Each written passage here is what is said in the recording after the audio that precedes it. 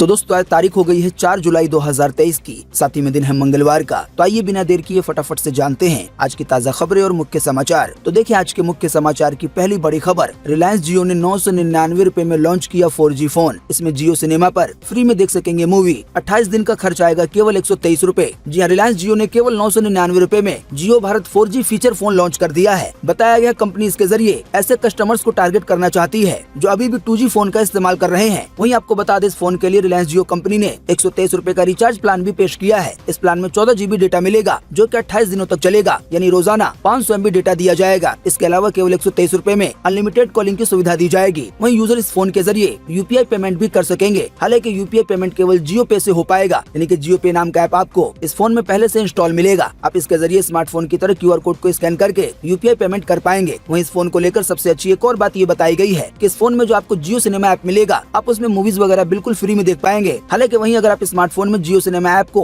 Install करते हैं तो अब आपको जियो सिनेमा का प्लान लेना होगा, यानी कि हर महीने पैसे देने होंगे। बताया गया फोन में आपको पहले से 3 ऐप इंस्टॉल मिलेंगे और ये तीनों ही ऐप जियो के हैं। पहला ऐप होगा जियो सिनेमा, जिसमें आप बिल्कुल फ्री में कई तरह के मूवीज वगैरह शो वगैरह देख पाएंगे। दूसरा ऐप है जियो सावन, जो कि म्यूजिक सुनने के लिए है। और तीसरा ऐप है जियो पे, जिसके जरिए आप, जैसा कि अभी हमने आपको बताया, पेमेंट कर पाएंगे बिल्कुल फोन पे और पेटीएम की तरह। वहीं साथ ही में आपको बता दें कि इस फोन को जियो भारत 2 का नाम दिया गया है, यानी कि जियो भारत वर्जन 2। फोन की जो डिस्प्ले है वो 1.77 इंच की है। वहीं फोन में आपको 1000 mAh की बैटरी मिलती है जो कि रिमूवेबल है, यानी कि बैटरी निकल सकती है। वहीं इस बारे में रिलायंस जियो कंपनी का दावा है कि जियो फोन का मंथली और एनुअल प्लान दूसरे ऑपरेटरों की तुलना में 25 से 30% तक सस्ता है, जो कि बिल्कुल जाहिर भी होता है। आप नहीं जानते हैं तो आपको बता दें, दूसरी टेलीकॉम कंपनियां जैसे कि एयरटेल या VI वगैरह का जो प्लान है तो वो सबसे कम 179 रुपए का है। यानी कि अगर आपको अनलिमिटेड कॉलिंग चाहिए तो आपको कम से कम एक महीने में या कह लें 28 दिन में 179 रुपए का रिचार्ज करना ही होगा। इसमें आपको कॉल तो अनलिमिटेड मिल जाएगी, लेकिन डेटा केवल आपको 2 GB मिलता है। वहीं इसके मुकाबले में जियो ने जो नया फोन लॉन्च किया है जियो भारत 2,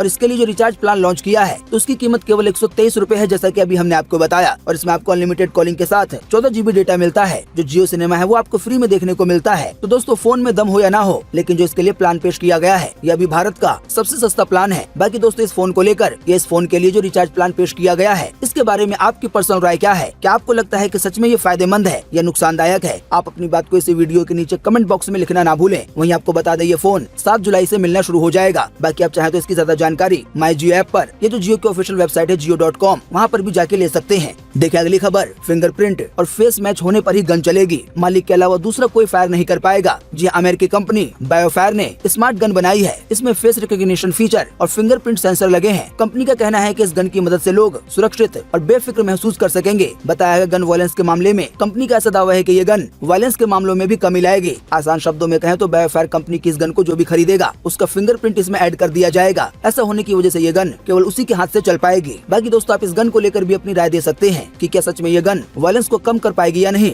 देखिए अगली खबर, 6G नेटवर्क की टेस्टिंग देश में जल्द शुरू होगी। भारत 6G अलायंस हुआ लॉन्च। जी हाँ, भारत में टेलीकॉम टेक्नोलॉजी और 6G सर्विस को डेवलप करने के लिए अभी हाल ही में बीते 3 जुलाई को भारत 6G अलायंस लॉन्च किया गया। दिल्ली में हुए कार्यक्रम में यूनियन टेलीकॉम और IT मंत्री अश्विनी वैष्णव ने इसकी शुरुआत की। इस दौरान केंद्रीय मंत्री ने बताया कि गुजरात में 4 से 6 हफ्तों के अंदर भारत की पहली सेमीकंडक्टर चिप प्लांट का शिलान्यास किया जाएगा। वैष्णव ने यह भी बताया कि हम डेटा संरक्षण विधेयक के साथ तैयार हैं। उम्मीद है हम इसे संसद के मॉनसून सत्र में पेश करेंगे। आसान शब्दों में कहें तो जो लोगों का डेटा किसी ऐप को इंस्टॉल करने पर कोई ऐप कंपनी अपने पास रखती है तो उस डेटा का इस्तेमाल कैसे किया जाए इसके लिए कानून बन सकेंगे, ताकि लोगों की जो निजी जानकारी है या फिर आम जानकारी है वो सुरक्षित रह सके। तो इस खबर में 2 खबर थी। पहला ये कि अपने देश में 6G नेटवर्क की टेस्टिंग जल्दी शुरू होगी, और दूसरी खबर ये है कि आने वाले मॉनसून सत्र में जो संसद की बैठकें होंगी उनमें डेटा को लेकर बिल पेश किया जा सकता है। देखिए अगली खबर, प्रेमी संग रहने के लिए महिला ने अपने ही बेटे को मार डाला। शव ठिकाने लगाने के लिए दृश्यम मूवी देखी, फिर खुद थाने पहुंच गई। जी हाँ, गुजरात के सूरत में एक महिला ने अपने 2.5 साल के बेटे की हत्या कर दी है। इसके बाद महिला ने थाने जाकर बेटे की गुमशुदगी की शिकायत की, लेकिन पुलिस की जांच में अब सामने आ गया है, जिसमें ये बताया गया है कि महिला झारखंड के एक लड़के से प्यार करती थी, लेकिन लड़के ने, यानी कि महिला जिस लड़के से प्यार करती थी उसने बच्ची के साथ रहने से मना कर दिया था। तो बताया गया इसीलिए महिला ने प्रेमी के साथ रहने के लिए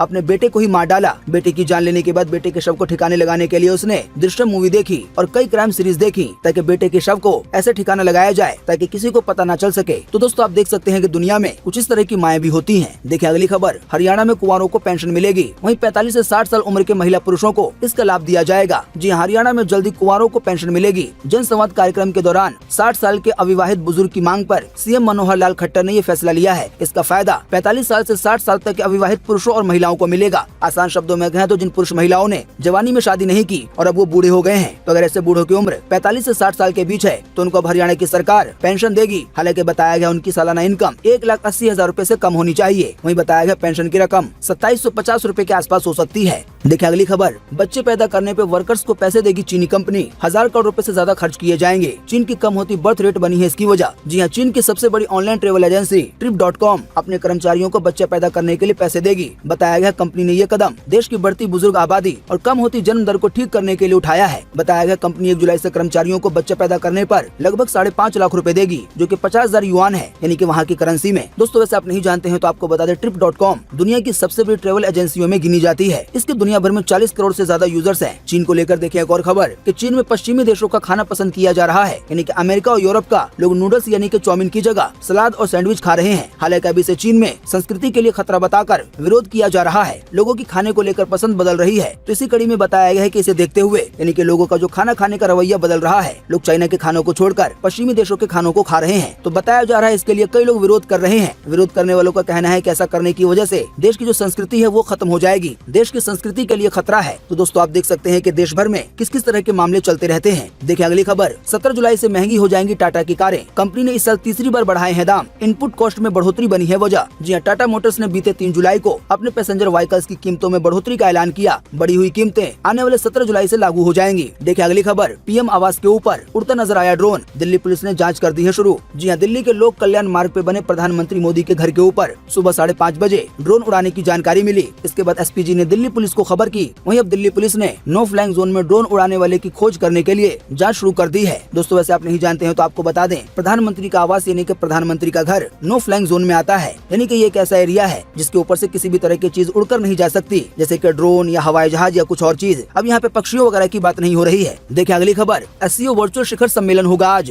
पीएम मोदी करेंगे खुद इसकी मेजबानी। चीन, रूस के राष्ट्रपति और पाकिस्तान के पीएम होंगे शामिल। जी हाँ, प्रधानमंत्री मोदी मंगलवार यानी कि आज शंघाई सहयोग संगठन के वर्चुअल शिखर सम्मेलन की मेजबानी करेंगे। चीन के राष्ट्रपति शी जिनपिंग, रूस के राष्ट्रपति व्लादिमीर पुतिन और पाकिस्तान के प्रधानमंत्री शहबाज शरीफ समेत अन्य सदस्य देशों के प्रतिनिधि इसमें भाग लेंगे, यानी कि प्रधानमंत्री या राष्ट्रपति वगैरह। आसान शब्दों में कहें तो आज ये बड़ा कार्यक्रम होने जा रहा है। देखिए अगली खबर, सुप्रीम कोर्ट के 5 रूम हुए पेपरलेस। बार रूम और कॉरिडोर में मिलेगा फ्री वाईफाई। वहीं जजों की बेंच पे लगाई गई एडवांस डिजिटल स्क्रीन। जी हाँ, सुप्रीम कोर्ट ऑफ इंडिया 6 हफ्ते बाद दोबारा खुल गया है। बीते 22 मई को समर वेकेशन के कारण बंद रहे सुप्रीम कोर्ट में सभी कोर्ट रूम को हाईटेक करने का काम जारी रहा। अब बीते 3 जुलाई को जब कोर्ट रूम खुले तो कई जगहों पर नयापन नजर आया। इसी कड़ी में बताया गया है कि सुप्रीम कोर्ट के 5 रूम पूरी तरह से पेपरलेस हो गए हैं, यानी कि यहाँ पे किसी भी तरह का कोई पेपर वर्क नहीं होगा। जो भी सुनवाई की जाएगी, जो भी केस वगैरह चलेंगे, उन सभी का डेटा ऑनलाइन रखा जाएगा। देखिए अगली खबर, निर्वाचन आयोग ने राजनीतिक दलों के लिए लॉन्च किया पोर्टल। अब चुनावी खर्चे समेत पार्टी को मिलने वाले फंड की जानकारी यहाँ पे अपलोड करनी होगी। जो इलेक्शन कमीशन ऑफ इंडिया ने एक नया पोर्टल या कहले एक नई वेबसाइट लॉन्च की है, जिस पर राजनीतिक पार्टियों को इस बात का ब्यौरा देना होगा कि उन्होंने चुनाव में कितने पैसे खर्च किए हैं और पार्टियों को जो फंड वगैरह मिल रहा है तो वो कितना मिला है, कहाँ से मिला है, इस तरह की जानकारी इस पोर्टल पे अपलोड करनी होगी। देखिए अगली खबर, समान नागरिक संहिता कानून पर आए 19 लाख सुझाव। संसदीय समिति की बैठक में कांग्रेस ने जताई है आपत्ति। जी हाँ, समान नागरिक संहिता यानी कि यूसीसी कानून को लेकर अभी हाल ही में बीते सोमवार को संसदीय समिति की बैठक हुई। बताया गया अब तक 19 लाख लोग समिति को इस संबंध में अपने सुझाव भेज चुके हैं। वहीं इस कानून को लेकर अभी हाल ही में जो बैठक हुई है तो उस बैठक के दौरान कुछ सदस्यों ने ये आरोप लगाया है सरकार पे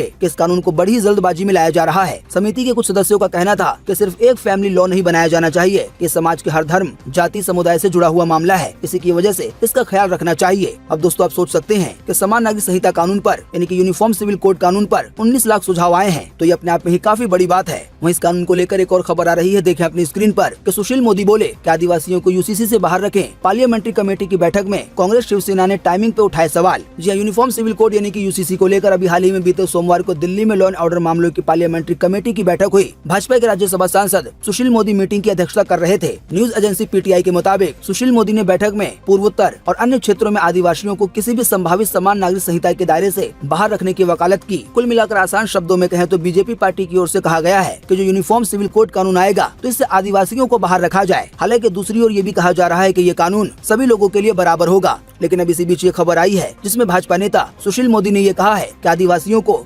यूनिफॉर्म सिविल कोड से बाहर रखें, यानी कि इस बात की उन्होंने वकालत की है। देखिए अगली खबर, लालू यादव का पूरा कुनबा ही अब हो गया है दागी, तेजस्वी के सीएम बनने पे लग गया है ग्रहण। जहाँ तेजस्वी यादव की आशंका सच साबित हुई है। कुछ ही दिनों पहले उन्होंने कहा था कि सीबीआई पूरक चार्जशीट मामले में उनका नाम भी जोड़ सकती है। रेलवे में नौकरी के बदले जमीन देने के मामले में आखिरकार आरजेडी नेता और बिहार के डिप्टी सीएम तेजस्वी यादव का नाम आ गया है। सीबीआई ने उन्हें भी लपेटे में ले लिया है। हालांकि दोस्तों इसी बीच अभी हाल ही में सीएम के रूप में उनकी ताजपोशी की चर्चाएं चल रही थी, यानी कि ये अंदाजा लगाया जा रहा था कि नीतीश कुमार के बाद बिहार के मुख्यमंत्री जल्दी वही बन सकते हैं। हालांकि अब उन पे भी दाग लग गया है। इसी की वजह से कहा जा रहा है कि अगर आने वाले दिनों में रेलवे में नौकरी देने के बदले जमीन लेने के मामले में अगर उन्हें भी दोषी ठहराया जाता है और ये बात सच साबित हो जाती है तो उनका सीएम बनना थोड़ा मुश्किल हो सकता है। इसी की वजह से कहा जा रहा है उनके सीएम बनने पे ग्रहण लग गया है। देखिए अगली खबर, एमपी झारखंड समेत 5 राज्यों के अध्यक्ष बदलेगी भाजपा। आइए बताएं अधिक जानकारी। जी हां, 2024 लोकसभा और कुछ राज्यों में विधानसभा चुनाव की तैयारियों के बीच संगठन स्तर पर भाजपा बड़े बदलाव कर सकती है। सूत्रों के मुताबिक पार्टी के राष्ट्रीय अध्यक्ष जगत प्रकाश नड्डा मध्य प्रदेश, झारखंड, पंजाब, तेलंगाना और केरल में नए प्रदेश अध्यक्ष की घोषणा कर सकते हैं। आसान शब्दों में कहें तो इन राज्यों में जो भी बीजेपी के मेन नेता है यानी कि अध्यक्ष हैं, उनको बदला जा सकता है। देखिए अगली खबर, मानसून यानी कि बारिश के मौसम ने 6 दिन पहले पूरे देश को कवर किया। खबर आ रही है कि अभी हाल ही में यूपी में बारिश की वजह से जो कुछ हादसे हुए हैं उनमें 4 लोगों की जान चली गई है। जी हाँ, मानसून यानी कि बारिश का मौसम अभी हाल ही में बीते रविवार को देश भर में पहुंच गया। आसान शब्दों में कहें तो देश के सभी जगहों पर बारिश होने लगी है।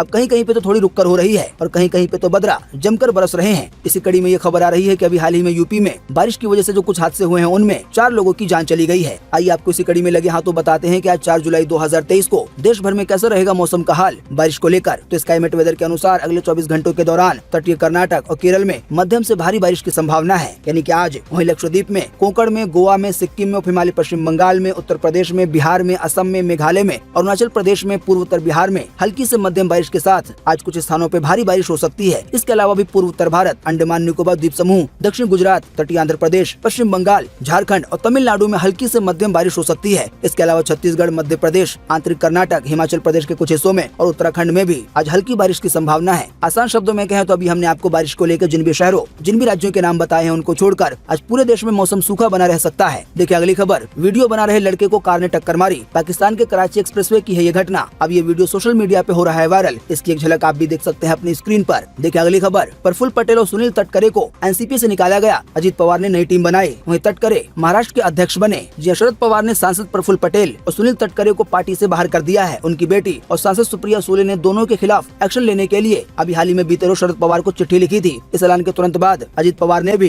एनसीपी की नई टीम बना दी। उन्होंने सांसद सुनील तटकरे को महाराष्ट्र का प्रदेश अध्यक्ष बना दिया। वहीं अनिल पाटिल को व्हिप की जिम्मेदारी दे दी। वहीं राजनीतिक गलियारों से एक और खबर आ रही है। देखिए अपनी स्क्रीन पर, बीजेपी बोली बिहार में भी है महाराष्ट्र जैसे हालात, जेडीयू में भगदड़ मचेगी। हालांकि चिराग ने विधायकों के टच में होने की बात कही है। जी जिस तरह से अभी महाराष्ट्र में पार्टियों के बीच, नेताओं के बीच इस पार्टी से उस पार्टी में जाने का और जो जोड़ तोड़ का मामला चल रहा है, तो बीजेपी ने ऐसा दावा किया है कि कुछ ऐसा ही हाल बिहार का भी होने वाला है, यानी कि बिहार में भी राजनीतिक पार्टियां बिखर सकती हैं। देखिए अगली खबर, पाकिस्तान को बेहद ही सख्त शर्तों पे मिला IMF से कर्ज, इसमें फौज का बजट कम होगा, वहीं पेट्रोल डीजल महंगे होंगे। देखिए अगली खबर, केंद्र के अध्यादेश के खिलाफ आज सुप्रीम कोर्ट में होगी सुनवाई। आम आदमी पार्टी ने याचिका दाखिल कर केंद्र के अध्यादेश को चुनौती दी थी। अब आज इस पे सुनवाई होगी, तो आज ये देखना बड़ा ही महत्वपूर्ण रहेगा कि कोर्ट इस पे क्या कहता है। देखिए अगली खबर, इराक में फंसी महिला लौटी वापस, बोली वहाँ गुलाम बनाया गया, भूखे काम कराया गया। अब इसी कड़ी में पंजाब के मंत्री धालीवाल ने कहा है कि ठग ट्रेवल एजेंट्स की लिस्ट बना रहे हैं ताकि उन्हें पकड़ा जा सके, यानी कि जिन एजेंट्स की वजह से लोग विदेशों में जाकर फंस जाते हैं, ऐसे लोगों की पंजाब में लिस्ट बनाई जा रही है। तो दोस्तों आज 4 जुलाई 2023 की यही मुख्य समाचार और बड़ी खबरें थी। वीडियो देखने के लिए आपका धन्यवाद। Thanks for watching. तो दोस्तों उम्मीद करते हैं कि आज की इस वीडियो से आपको काफी कुछ जानकारी मिली होगी। हम बस इसके बदले में आपसे इतना ही चाहते हैं कि आप इस वीडियो को लाइक कर दें और शेयर कर दें, क्योंकि आपका लाइक और शेयर करना ही होता है हमारी मेहनत का फल। वीडियो देखने के लिए आपका बहुत बहुत धन्यवाद। Thanks for watching.